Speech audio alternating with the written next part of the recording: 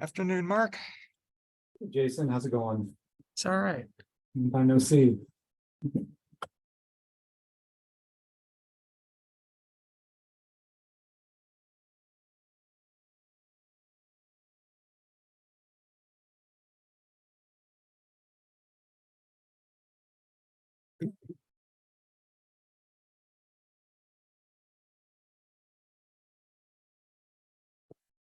Are we recording now, Jason? Can you tell?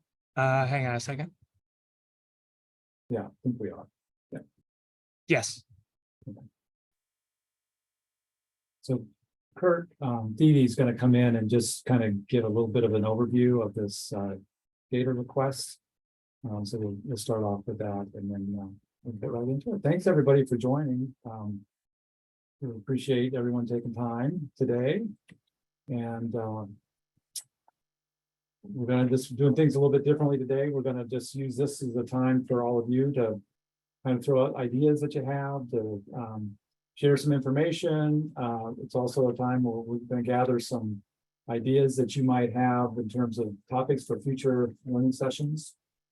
So before we do that, Kurt Thiede, Government Affairs Director at AFWA, since we have many of you on the phone, had something he wanted to kind of share with you, a project he's working on, and a request for some, I think, some volunteers to help with this project. So I know there's still folks coming on, but I'm going to go ahead and turn it over to Kurt, and he can explain what his data needs are. Great, thanks, Mark. Well, good afternoon, everyone, or good morning, wherever you might be joining from. So what Mark asked me to come in and just talk to you briefly about is a multi-state conservation grant, an AFWA grant that I'm working on here. And the concept is that of developing a knowledge hub. Conceptually, if you think about one of the things that I think AFWA provides is it's an opportunity for sharing experiences, lessons learned, and what we're looking to do is kind of take that virtually.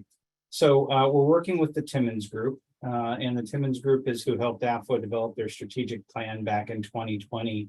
And one of the offshoots of that was a thought from some of our directors, how wonderful it would be to be able to capture lessons learned in a variety of areas, be able to post that for directors. So when they're faced with an issue or a challenge, be able to tap in to try to figure out who's done something similar, what was their experience, what was the outcome, and who can I contact for more information.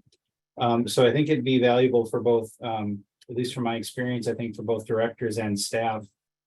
The idea here is not to develop a compendium or large database of 40, 50-page documents, but really rather the simple questions that I'd said, which is, what's the issue? What was the outcome, and where can I go for more information? So where we're at right now with that project is we're really kind of looking at this first year as a proof of concept stage. What I mean by that is that rather than jumping in and trying to build out a full system, we want to start small, identify a few themes, a few topics within those themes, and then mine a few stories, good examples of stories within those areas that we can glean from others' experiences. We were calling them stories, and then create a website that we'd be able to present to our AFWA executive committee at their December XCOM meeting. What we really want to find out is this the type of thing that directors see value added? Do they want us to continue to keep building it out? Or would they rather have us focus our attention and efforts elsewhere? So proof of concept stage. And the reason that Mark had me come in and I'm kind of excited about talking to this group is one of the areas is resource management focus area. So that's kind of the big umbrella. And then within that, we know there's been a lot of work done within this community in regards to stakeholder engagement as it pertains to swaps.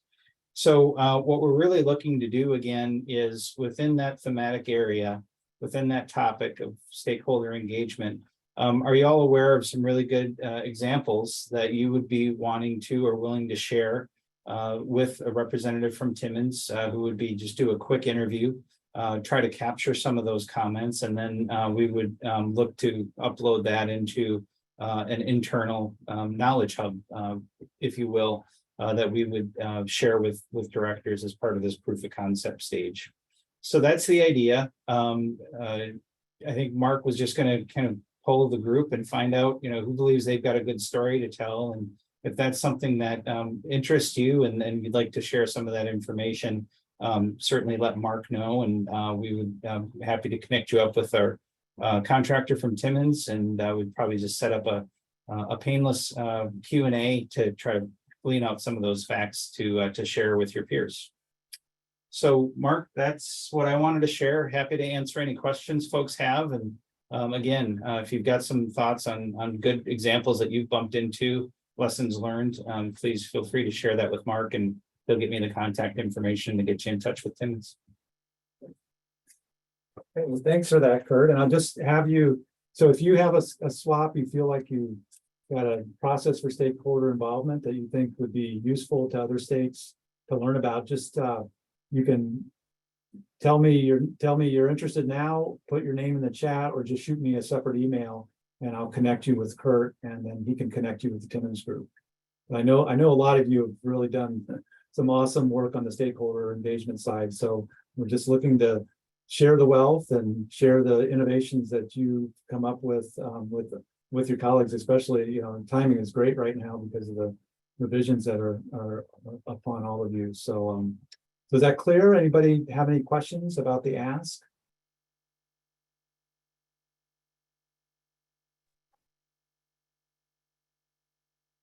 Yeah, hey, John Card here in Vermont. I'll just ask, Kurt, when do you hope to have this out by? Yeah, so what we're hoping to do is at the annual meeting in September, we'll be presenting directors with just kind of a high level, non-interactive kind of storyboards, if you will, on what this could look like and what we've gathered so far, the areas that we're focusing in on. Come December, we're hoping to have an actual website link that we would be able to share and kind of walk directors through this on being able to search by topic, search by state. And then that's really going to be kind of go or no go time if they want us to continue in. And so really next year, if we get the green light, we would look to continue to build out these themes, build out the topics with areas they want us to focus. And you'd probably see it in more mass production, if you will, or ready for prime time in 24. Cool. Thank you. Yeah.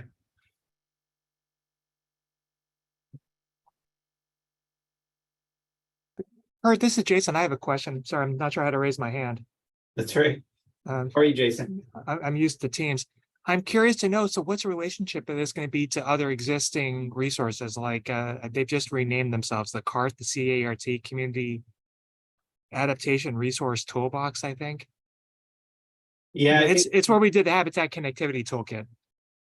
Yeah, no, that's good. And that's come up in a couple different places as well, just even within AFWA committees. There's, collections of information.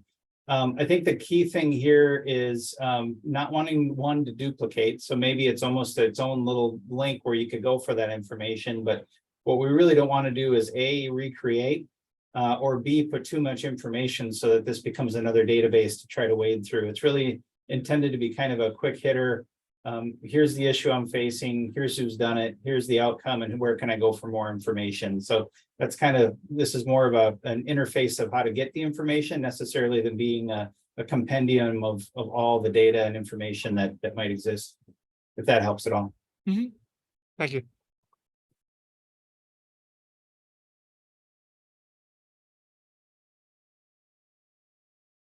All right, Okay. I'll turn it back to you, Mark. Thanks, everybody. Yeah, well, thanks, Kurt. And really a good opportunity. It's nice that, Kurt's thinking about swaps as being, one of those kind of knowledge bases that we want to share with other states. So just give us some thought, and I don't think it's going to be a heavy lift.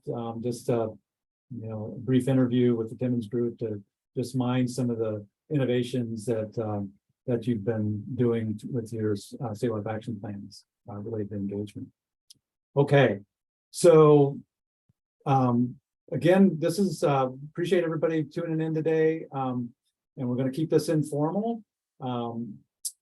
Jason and I have a few questions, kind of trigger questions, but we're going to just start off by just, you know, raise your hand, or I think we're small enough, we could just probably speak out too. You know, share any insight that you might have, or tell us what's on your mind as you're, you know, working on revision or beginning to think about revision of your state wildlife action plans. We really, you know, have lots of really smart people working on these swaps. So, you know, we want to try to spread some of the wealth of information, knowledge, innovations, tools that you're using to make your swap the best that it can be. So that's what it's for today. But if you know, if folks don't want to speak up, we can go to the questions too. All right, Jason, do you have anything you want to add?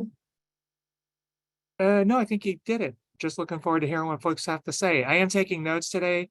You know, we're recording it. I'm not going to do attribution though. We just want this to be a candid discussion. I'll start with a question. I'm curious to hear from some others. And so in our 2025 revision, we're in Utah. Let me introduce myself first for those that don't know me. So Paul Thompson with the Division of Wildlife in Utah. I'm in our habitat section in our central office, and I am currently, one of my duties is coordinating our state wildlife action plan. I also administer a native species conservation fund we have in the state, and I'm over our water program and a few other programs too. So doing quite a few things, but all in the name of native species conservation.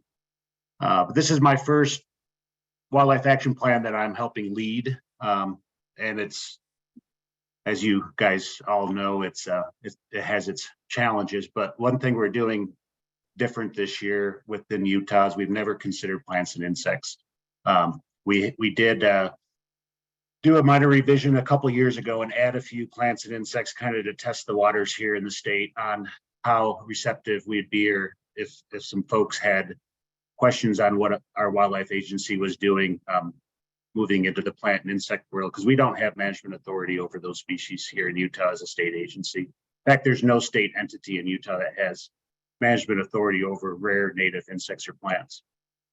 So we do have a few species in our wildlife action plan, but we're doing a full integration this go around. And we have groups that are trying to help us incorporate plants and insects into all 8 elements. We have groups that are talking about what the SGCN should look like for those species groups. And, you know, I'm trying to encourage folks to really be cognizant on how many species we will be adding to our plan. There's a lot of needs for plants and insects, but, you know, with available funding, even if RAWA were to come through, what's realistic on what we hope to work with. And I'm encouraging folks to keep that a manageable list so we don't stir water here too much in Utah. But with that said, let's put species that need conservation attention. We can always add additional species through minor amendments. So yeah, we're kind of going with the concept, even though we don't have management authority. This is a state plan. It's not a state agency plan. So, you know, we have partners in the state that are working on plants and insects. Our agency needs to be concerned about native plants and insects and pollinators in order to fulfill our mission. So we're just kind of trying to, for the first time, fully engage those 2 species groups. So I'm just curious how others are tackling this issue, or if they are, and what successes they may have had, or what some of the messaging may be.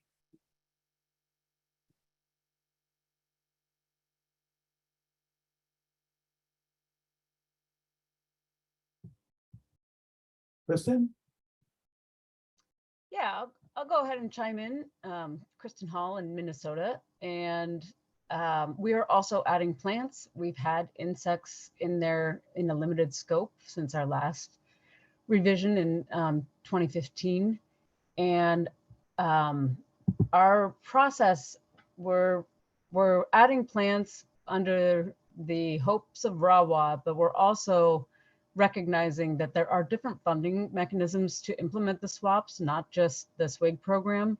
And when these conversations come up as to what's your authority, because we have a lot of our plants live in the Department of Ag, or invasive species. Native plants are within our division under state or scientific and natural areas or native plant communities with our botanists for surveillance, but not much for habitat work specifically on plants. So this is a big change for us, but it's also right in our wheelhouse as far as prioritizing efforts or protection or kind of holistic ecosystem level management is how we've couched it.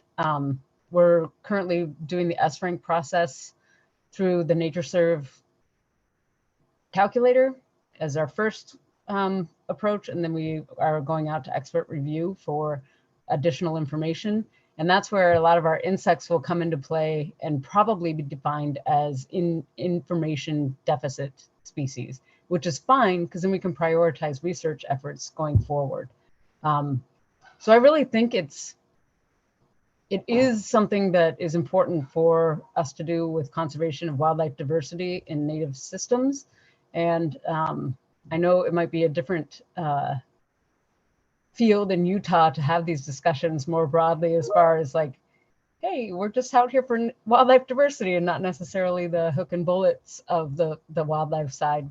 But all things considered, it's not too big of a stretch to say we can prioritize or at least identify these needs and then work on ways to fund them or work on partners to work to galvanize around those efforts. It's kind of our approach.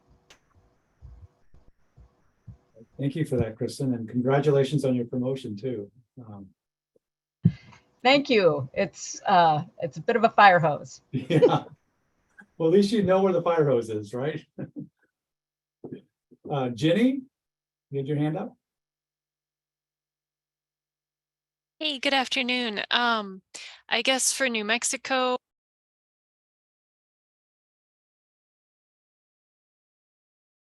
think we lost your voice there, Jenny. how's that? Yeah. Good. So we previously had insects in our swap. We took them out in 2015, and we're now bringing them back in for our 2025 revision. And basically, our director has given us the go-ahead to focus only on pollinating insects. So we'll have a much more narrow focus when it comes to insects for our plan. And I think having that emphasis, you know, I have mixed feelings about it, but it will definitely allow us to bring some of these important organisms in. I think a lot of the pollinators are more sort of charismatic, so that might help with any presentations to the public with anyone who may be concerned about bringing these organisms in. The main groups that we've interfaced with thus far, there's one group in New Mexico that was actually already starting their own process of identifying species of conservation concern across all insect taxa, not just pollinating insects. Oh, we lost your voice again, Jenny. Just lost it.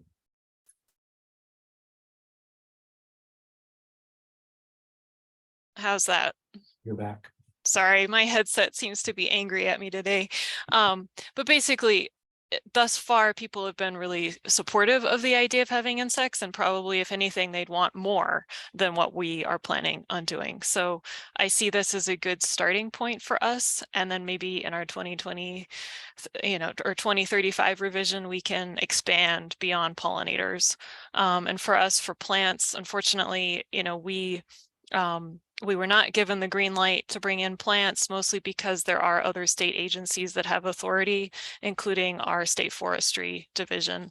They're the ones who list plants as endangered in New Mexico. So for now, we're just doing insects, but I think it's an exciting starting point for us that we can hopefully expand on in future. Thank you for that, Jenny. Kim? Yes, hi. Paul, seeing you just reminded me that I was going to send you fly fishing spots in Montana like forever ago. So I will Yeah, do let's that. make sure that happens. I'll be like first on my list. Thanks. Yeah, so we're also considering adding plants and pollinators into Montana swap. The steering committee has decided to do it. However, we do need to run it past our director's office, so we're doing that next month. But our current plan is to include probably like 20 insects, and I think our strategy is to kind of pick a couple of species that can kind of represent the entire group. So have the list, but then make sure that, for example, if we have like 2 bee species, that perhaps it's covering like the east and west side of the state. So that way, if we do kind of sample for those species, we're covered with all other bee species. That's kind of what we're considering doing. And then we're really lucky with plants. We have a Montana plant strategy that's currently being written. And so I think our strategy is just to kind of bring that into our appendix and pull out the conservation actions and the list from there. And then we kind of did this step where we also don't have authority to work on these plants and insects. So I actually reached out to our legal team, and they helped me come up with some language that would allow us to cover that. So if you're interested, I can kind of send you the wording for that. But essentially, it's like under one of Montana's codes to avoid listing species. And then the other one is like related to linking to habitat needs and wildlife. And so we just kind of wanted to do that step. So that when we went to our director's office, we said, like, you know, this is why we're going to be including this, even though we don't have the ability to like work on them directly. Thank you for that, Kim. And yeah, if that's something you could share, that language, I don't know if it's possible to put in the chat, or if you can send it to me, I can move forward to the group too. Great. Yeah, I can toss in the chat now. And you can just include the favorite fishing spots in that same email. I don't know if I want to give it to like everyone, man. John, did you still have a question? John Cart? Or a comment? Hey, I was just gonna sort of reinforce what the other folks have said. Well, in Vermont, we do have plants included in our action plan and do have invertebrates. But I think the big thing was we made the case from the first action plan and through the last one, and keep going, that the action plan is bigger than state wildlife grants, that we're not talking about dedicating funding for anything in our action plan, but that we're trying to best tell the story of what we need to maintain healthy, happy populations of wildlife in our state into the future. And so better understanding the plant communities, better understanding invertebrate communities and species there can help us with the other wildlife as well. And for better or for worse, that's worked. It's not like any of our legislators or anyone else has come to us and said, okay, that's great, and here's the extra funding you need. But they also haven't fought the idea.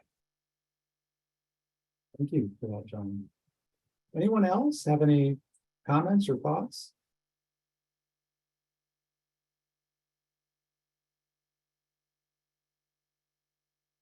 That's helpful. Thanks, everyone. Yeah, in Utah, we have our core team for our wildlife action plan revision recommending full integration, and we have support from our wildlife director's office as well. So I mean, we're moving forward with this, but it's kind of a fine line too. We're getting a lot of attention on pollinators, obviously, across the country, and we have more endangered and threatened plants than we do wildlife in Utah. So they're on the radar too. So we're definitely using the messaging that we want to keep species off of ESA, and we're helping to do that, even though it's not within our authority. But we don't want to raise our hand too high either, because we're a little fearful that maybe the legislature would come in and say, we do need to pay more attention to these, and we don't have an entity over them, and the Division of Wildlife should manage rare plants and rare insects, and you don't get any more funding for doing that. So we're cognizant of that, and just trying to move forward in kind of a unique environment. We're not allowed to have state listed threatened or endangered species in Utah, because if that doesn't align with the federal list, then we're raising our hand, as some would feel that these species should be listed under ESA, and that's that's not allowed here either. So we're very cognizant on coming back with a huge list this go around and not doing that, but still trying to fully integrate. So yeah, thanks for that discussion. And just sort of the comment, on that concern about, being given the authority but no resources to deal with those plans. I thought Nevada had an interesting concept. They had legislation that got very close to passing this session, where they were seeking authority for invertebrates that are species of greatest conservation need. So just limiting it to SGCN, and so that they could, kind of point to a funding source, either state wildlife grants or Recovering America's Wildlife Act. So got close. I think Jen said they're going to try again, but that might be one thing to contemplate. And I was curious if there's other states that are on the call today that have been thinking of, if you don't have authorities over plants or invertebrates, if you're thinking of, kind of changing that legislatively or statutorily. Does anybody want to comment on that? That's and something you're doing or maybe not doing.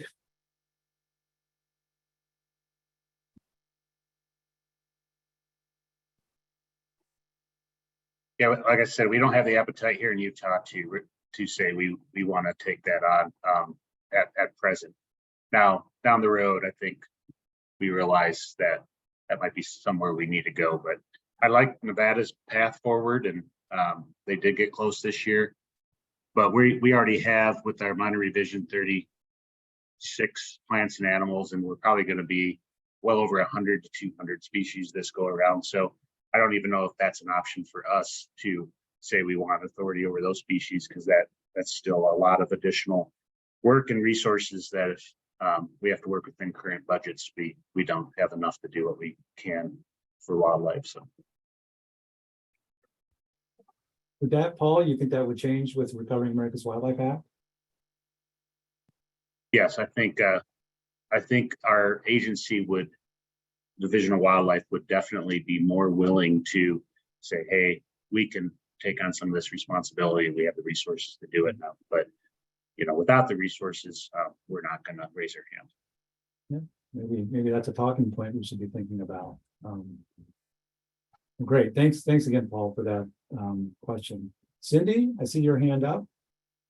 Yeah, so I wanted to just say in North Carolina, for our 2015 swap did include various insects, and we used our Natural Heritage Program and their partners for recommendations.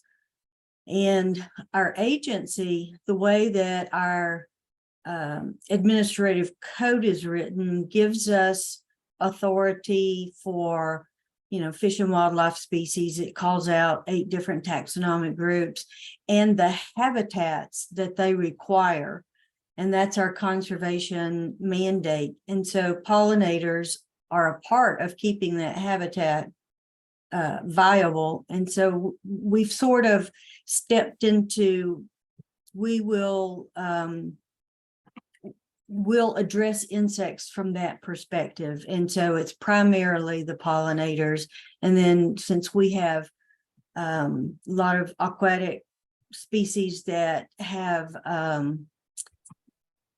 food webs, I guess, for the macrobenthics, their EPTs, things like that, we've added those in there.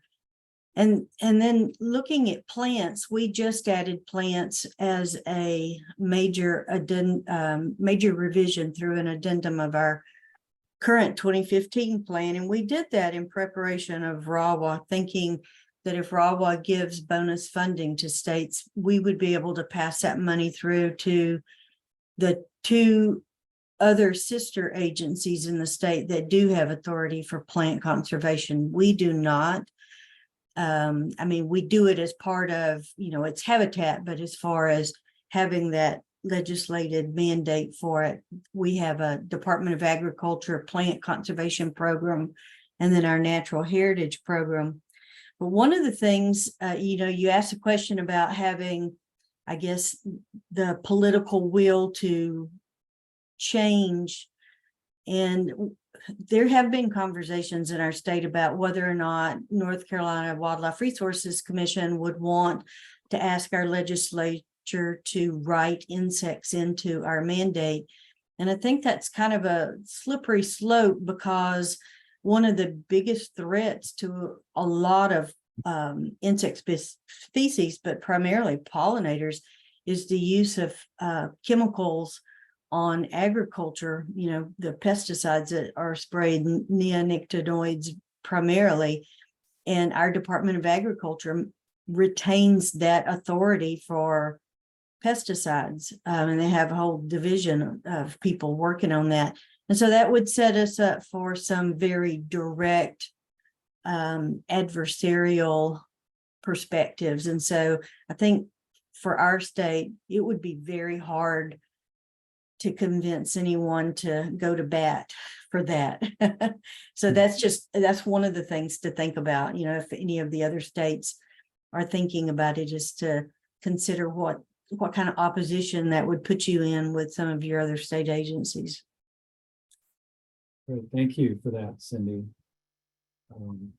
So I see Alex has a topic he wants to throw out there. Yeah, thanks for a few minutes here. So I guess my question really relates to how other states deal with historic or extinct species. Because recently we got some questions from Eastern Cougar kind of recovery initiative on the East Coast, and they're very interested in trying to lobby or push for cougars to be included as a SGCN. And I'm just curious how other states have maybe dealt with some of these issues or questions in the past.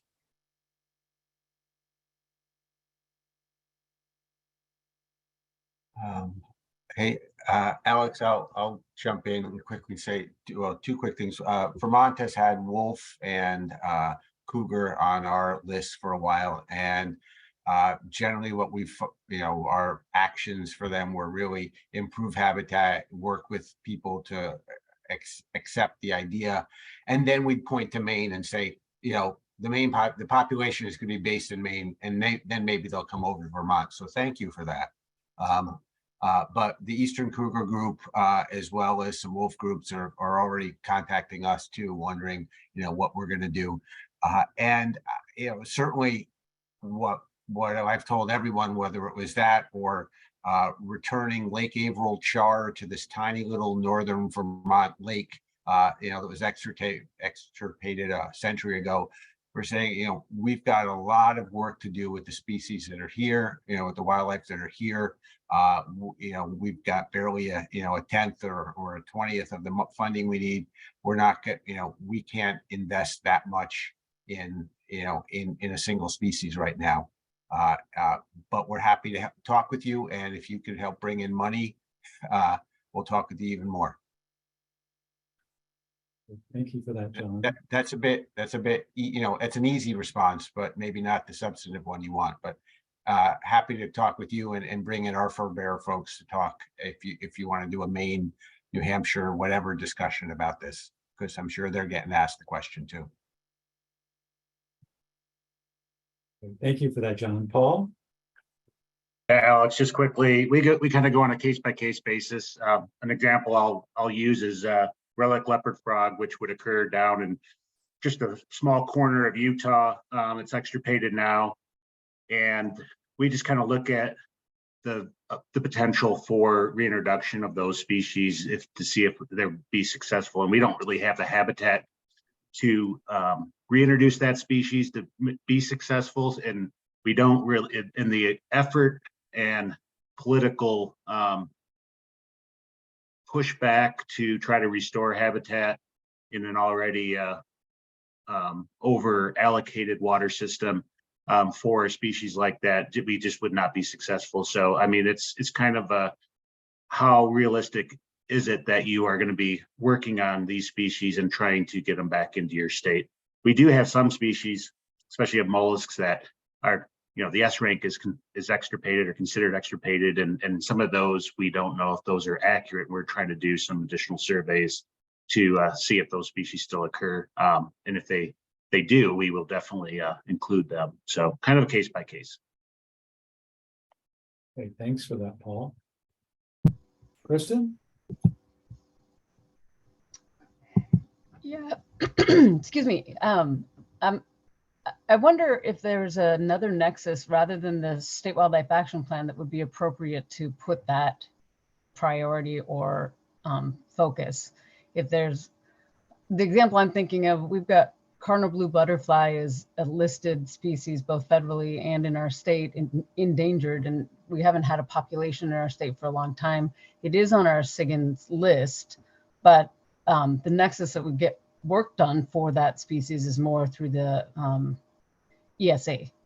So just wondering if that's a possibility, and maybe that could be your nexus for the work that's done rather than dedicating SWIG funds towards something where we're trying to prevent listing, just an option. Yeah, I think it's, I think it's one of those public perception parts where it's easy for us to kind of come up with the funding nexus or to say, to prevent future listings, but for the public, they key in on species of greatest conservation need, and it's like a easy connection to them on the straight face test. And I think it's just kind of threading that needle, and I'm sure this advocacy group will be getting the same story through most states in the Northeast. So, but I appreciate everyone's comments and feedback. I see Kathy Hafner from Pennsylvania put a comment in regarding how Pennsylvania handles this. So I think, Kim, you were next. You had a comment or question or? Yeah, I have a question, new topic. This is kind of more technical about the workflow that people are using. So I'm curious, this is my first swap revision, and I've formed a steering committee that's been kind of leading the big decisions. And then we have 4 technical teams that will be working on individual parts of the swap. For example, we have a habitat team and a non-game team. And I'm going to be starting my first meetings with the teams next week. So that's about 40 people that are on these teams. And I'm just kind of curious how other states have structured working on the swap with other people in the agency, and kind of like the details of, for example, do you have meetings once a month? Do you assign homework? Like, do you give one person, can you work on these conservation actions for riparian areas? Kind of just input about how people have been doing the actual work of the swap.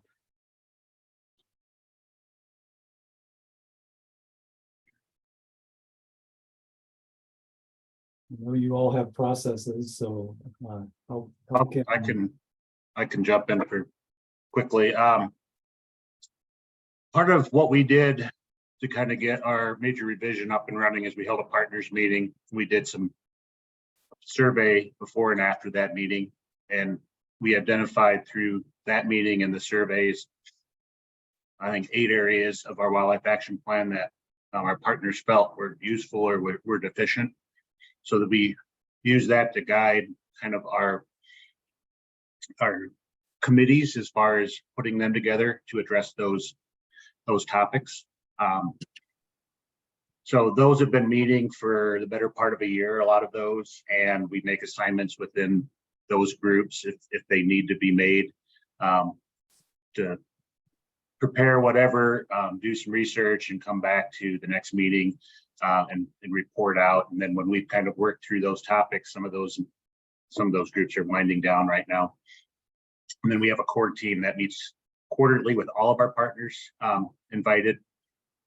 Just 1 or 2 members though. We're trying to keep it manageable. It's still 40 people probably, or 50 people if everybody showed on a given meeting. And those quarterly meetings are to have some discussion on direction of the swap, but really just to provide updates on where we're at and with direction that those folks need to go back within their groups and agencies and organizations and disseminate that information.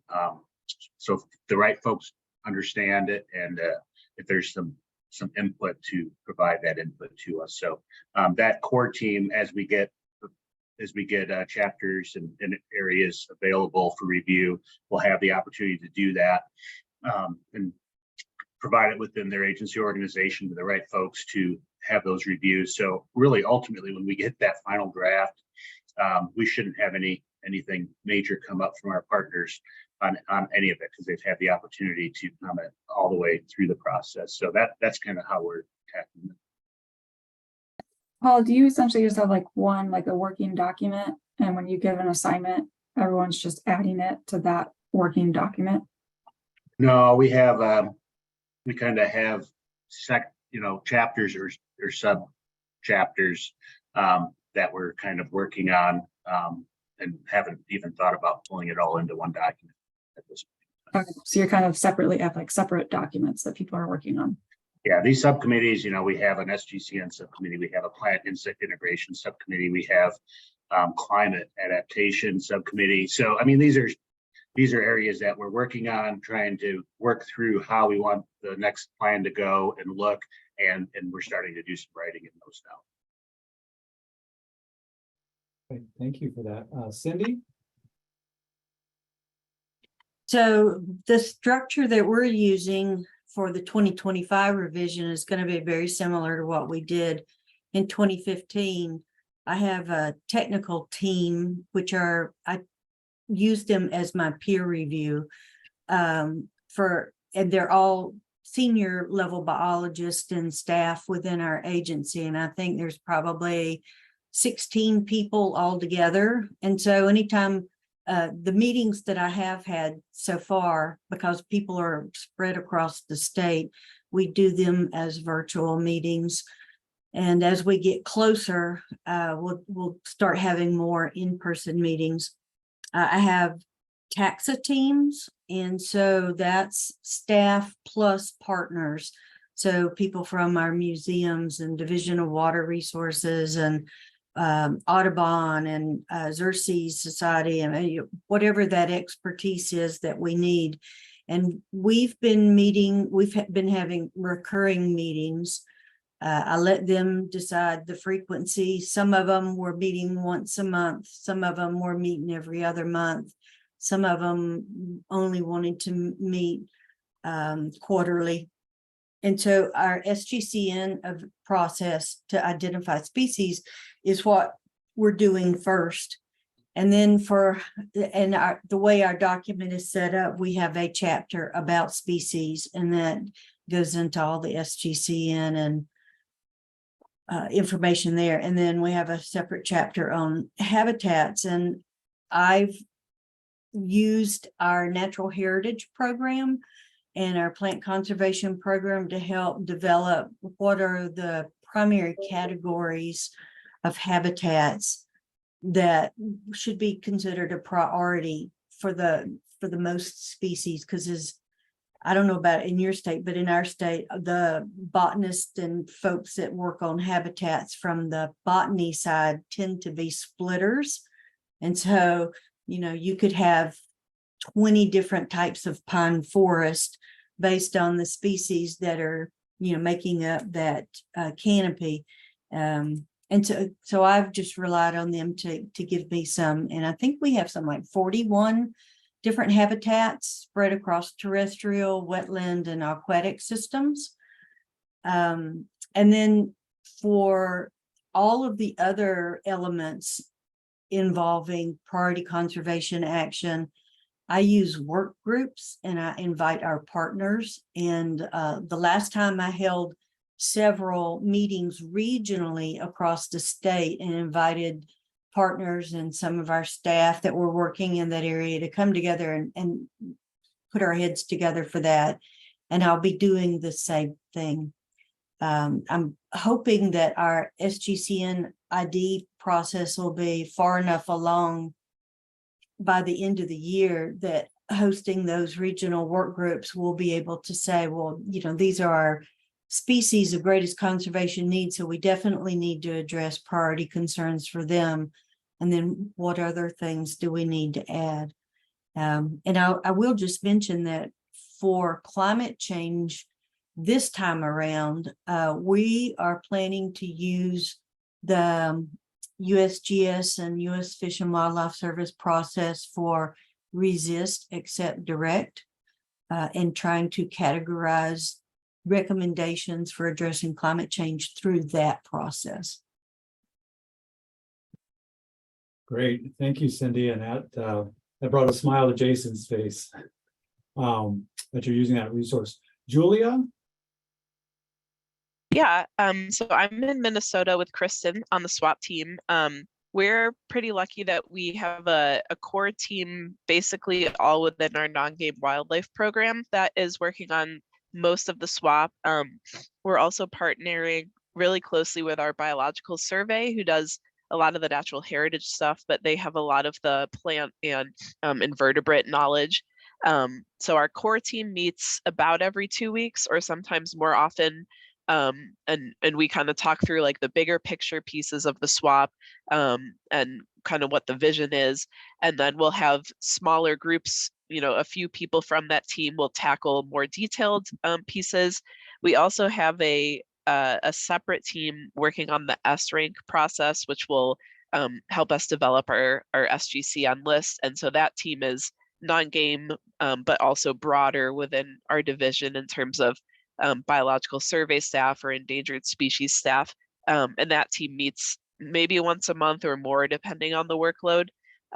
What we're working on right now, and I know Indiana is also doing this, is we're going to launch regional workshops around the state throughout the fall.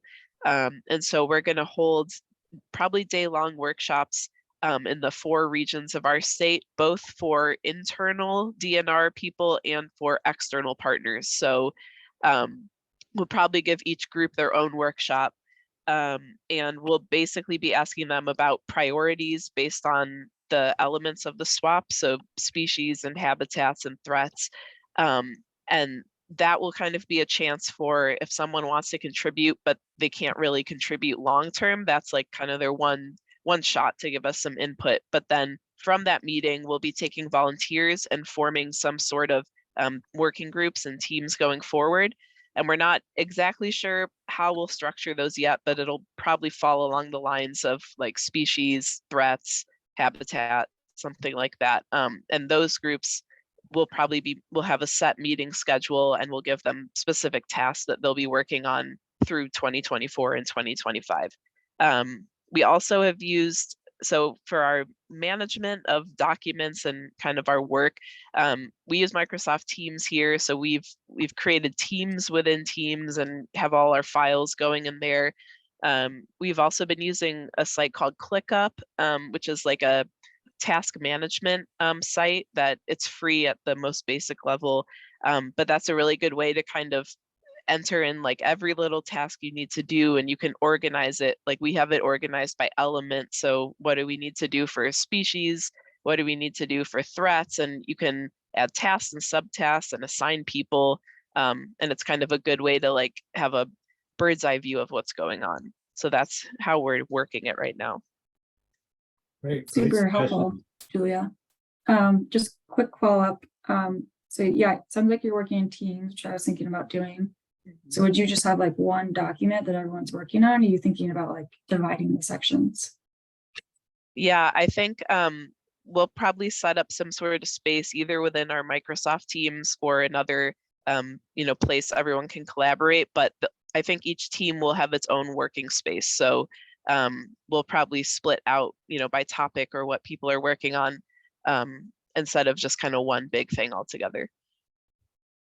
Thanks for everyone's time. Okay. I think, John, you were in the queue next. Sure, and it's a sort of question very similar to the one that was just asked. I'm really curious. So in Vermont, I'll just add, we previously worked with, we identified taxonomic teams as were described before, and asked them to work on the basic elements for species of greatest conservation need. We organized, we sort of pulled those elements together through a landscape integration sort of team that tried to look at overarching issues. We had a steering committee that tried to keep things moving forward. But I guess my question is, I've heard, well, I'm really curious what Minnesota is, details of what you're planning in Minnesota regarding those workshops. and figuring out in other ways that other states have figured out how to get their partners and or their staff to come to some agreements relatively quickly. Our teams could debate the fine points of a species of greatest conservation need until it was way beyond, what was needed, and trying to get them to move quickly, come to some agreements and help us, pull together the action plan in a way that's respectful of everyone's time, both our staff and our partners. Just any suggestions for doing that, whether they be day-long meetings or other now online processes, I'd love to hear about it. Kristen?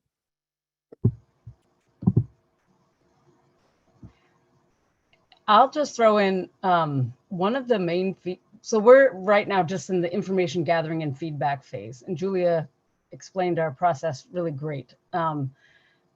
Once we get all that feedback, then we start to get into the decision mode and what we do with all that information.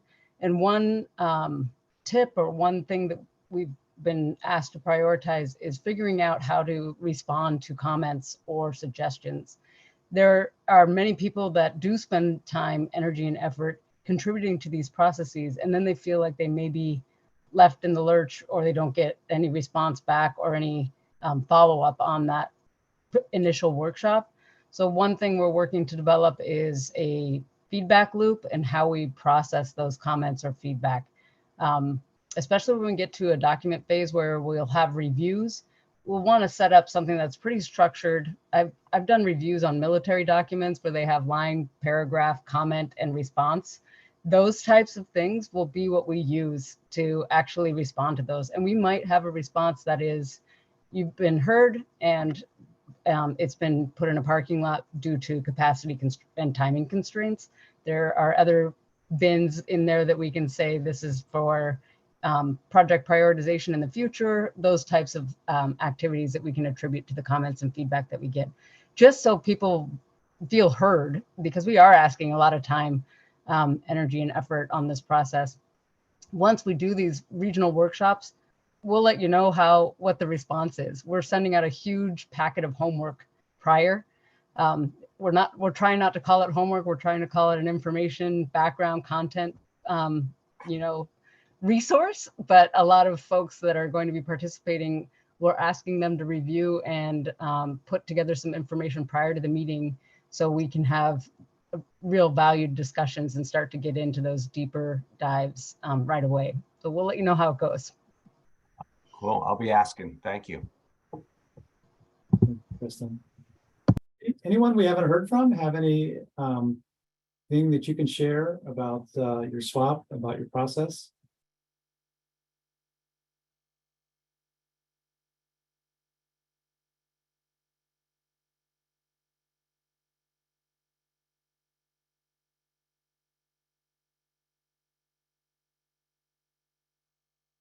And there's some good information in the chat, including version control, which Kelly mentioned is always important in these kinds of very complicated processes. Does anybody want to throw out another topic or ask a question? Hey, Mark, this is Dave in Colorado. I've got a question for the group. We are working with our Natural Heritage Program. They're going to be helping us with the bulk of the work for developing the content of our swap revision, including development of databases to go along with that. But, we're continuing to think along these lines of developing additional, web resources to access the swap and tracking dashboards and things like that. And I am in a space right now where I'm trying to estimate the cost of doing that type of work, to that sort of swap enhancement type work, to develop those web resources and dashboards. And I'm at a loss for kind of what those costs. I'm wondering if anybody has any experience in sort of estimating those costs for developing additional websites, spatial targeting tools, tracking dashboards, things like that. Great question.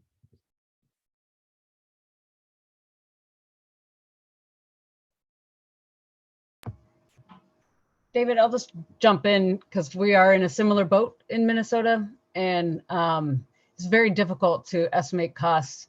We are required to go through our internal IT and communications teams first, so they can assess if they can do the job in-house, but we also have to pay them as a customer. And they will probably help us assess some of those costs.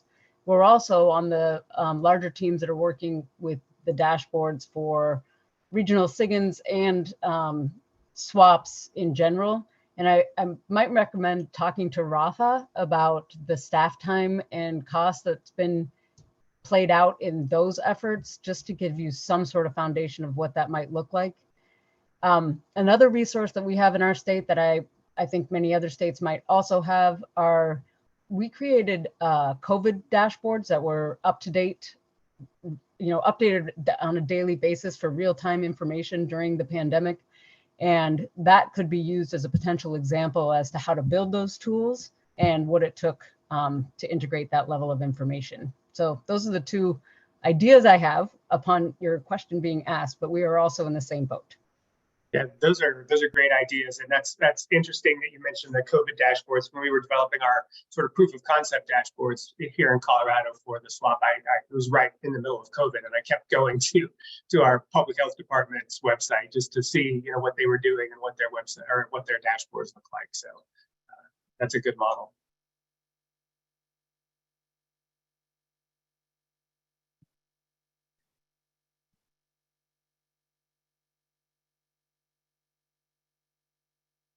Hey, Dave, I guess I have a quick answer for you.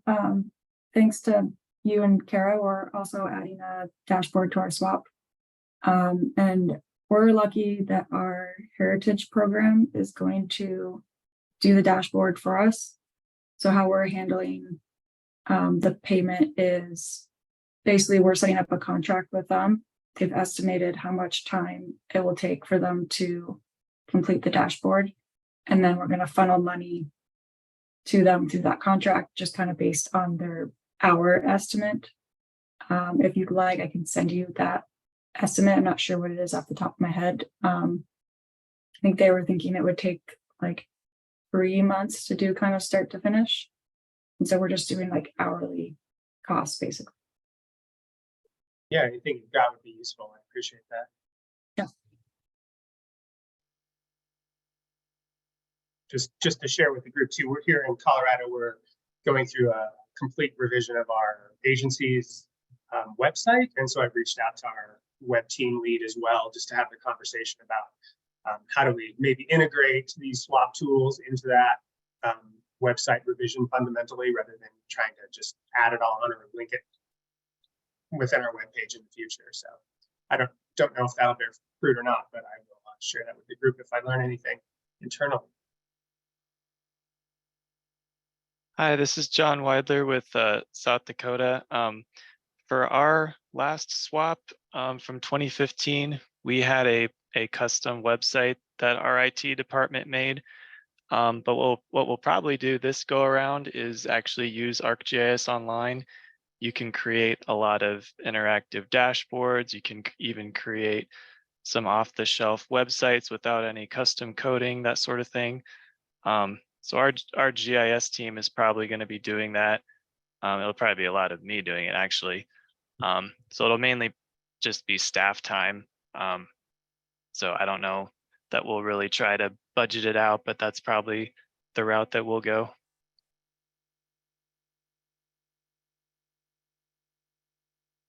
Great, thanks for that, John. So this is Kelly in Texas, and other states have done this. I guess they're not on the call today. Because I was really hoping to get an idea also, Dave, about the budget, and also some idea of which kind of vendors people were looking for. This is not something that we're looking to do in-house. Our experience has not been very good with in-house work of that kind of scope. So we're hoping somebody's got some lists of vendors that they have tried or have received bids from, or places we could start looking. We'd hate to reinvent the wheel. There's some great websites already out there. We'd love to just copy somebody if we could.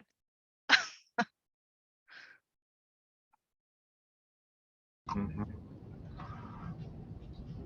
Certainly Oregon is one of those states. I think Pennsylvania too, Kathy and Diana have invested significantly in the database.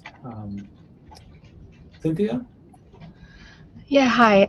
Cynthia from Arizona Game and Fish. The Arizona swap was approved in 2022, and there is a website that was launched exactly a year ago in 2022. We don't have a dashboard, just a website that's basically a copy of the swap document. But that website, it's a really cool website. I wasn't involved because I'm fairly new to the program, but I was told that Oregon, it was inspired by Oregon's website, and it was all done in-house by our data tools team. So I don't know.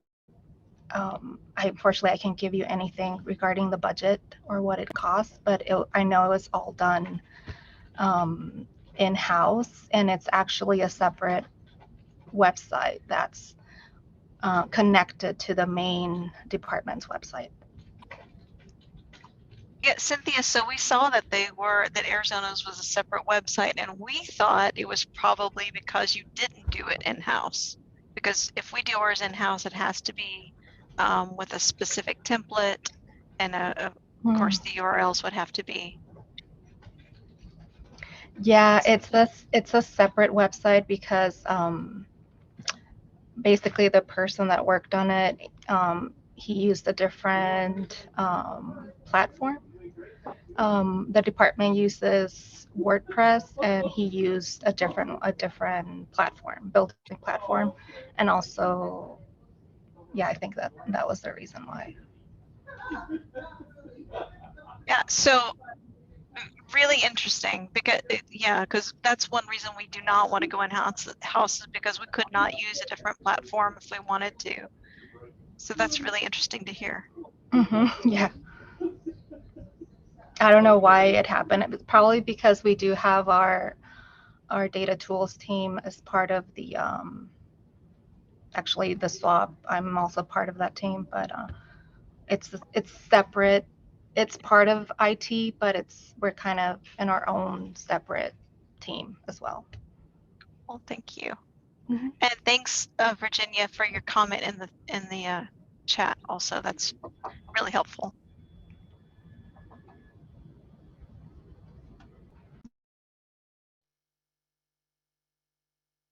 Thanks, Cynthia, very much. Kathy? Hi, everybody. I guess I'll chime in for Pennsylvania. We built a conservation opportunity area tool. So it's kind of a spatial depiction of our wildlife action plan. Primarily, it's just the SGCN information, occurrence data that's coupled with our actions. It shows the habitat associations and the actions in a report when you generate it for an area of interest.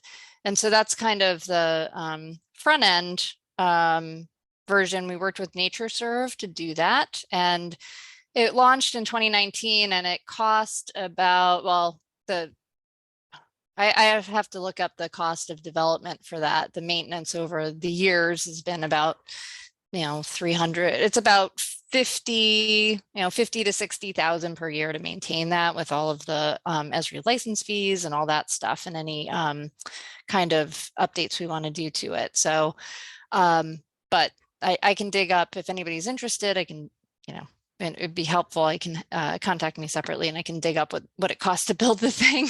But now we're building a tracker, so it's going to be kind of that back end where people can enter what they've done. And that's in development. It's about 120 grand, also with NatureServe. So just building onto that tool. But if anybody's interested, you can find it at wildlifeactionmap.pa.gov and check it out. But that's what we're hoping to kind of enhance for the 2025 plan in various ways, and hoping, still waiting to hear. I don't know, maybe somebody's heard any news from the service about, Mark, maybe I've missed this in other conversations, so I apologize, but the service was going to be talking about, whether like databases can be submitted or, you know, if we have to submit the giant document. I don't know if you have any. Yeah, updates on that. we have a work group and I've just not been able to commit the time to it, but yeah, Paul and I are gonna try to talk, Paul Van Ryzen and I are gonna try to talk and you know, see what the possibilities are, see what the process would be to make a, you know, a change or allow a database to be submitted, but I think it seems like it's doable. But just it's kind of falling on me right now as I just haven't had the bandwidth to really dig into it, but we'll very soon. Okay, that's great. So yeah, you know, you're interested in vendors, NatureServe might be one. If your state has an environmental review tool with them already, most of the functionality is probably in there to kind of insert a spatial component for the wildlife action plan. So, you know, and of course, anything that they kind of share development among, you know, heritage programs and stuff. So you'd be gaining from, you know, what we've learned in Pennsylvania. So I don't know. So if that's helpful, or if you need more information, contact Diana or myself, and we'd be happy to give you more. Kathy, I think Ginny would like a contact at NatureServe if you could shoot her a message in the chat or follow up with her. Oh, sure thing. Yep. Thanks for that.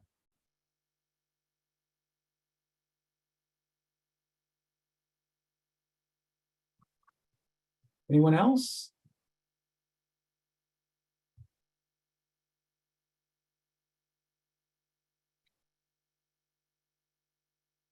Okay, I know we're a little over time. I appreciate everyone hanging in. You know, as you think about, you know, the revision of your swaps, if there's other topics that we can cover in future swap learning series, just let me or Jason know. We're sort of scheduled out to the end of the year, but we're going to keep these going next year as long as there's a need and demand. So you can either, you know, shout out some suggestions now for future topics, put them in the chat, or shoot Jason or I an email.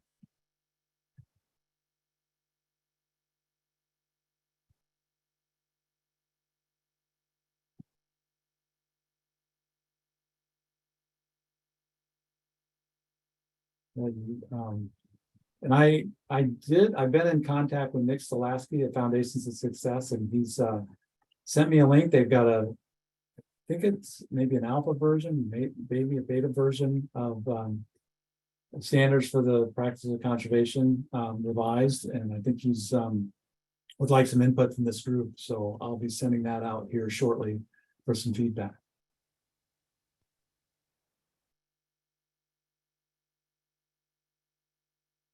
All right, thanks everyone for your time. I thought this is really nice for me to listen in on the conversation, and we'll do a forum like this again if you think that's helpful. To just sort of go without an agenda. Thumbs up from John, but let me know if this was helpful, and we'll plan to do this again soon if there's a need. All right, thanks everybody. Have a great day. Thanks, Mark. You too. Thank Bye. you. Yep. Bye all. Good luck. Yeah, good luck.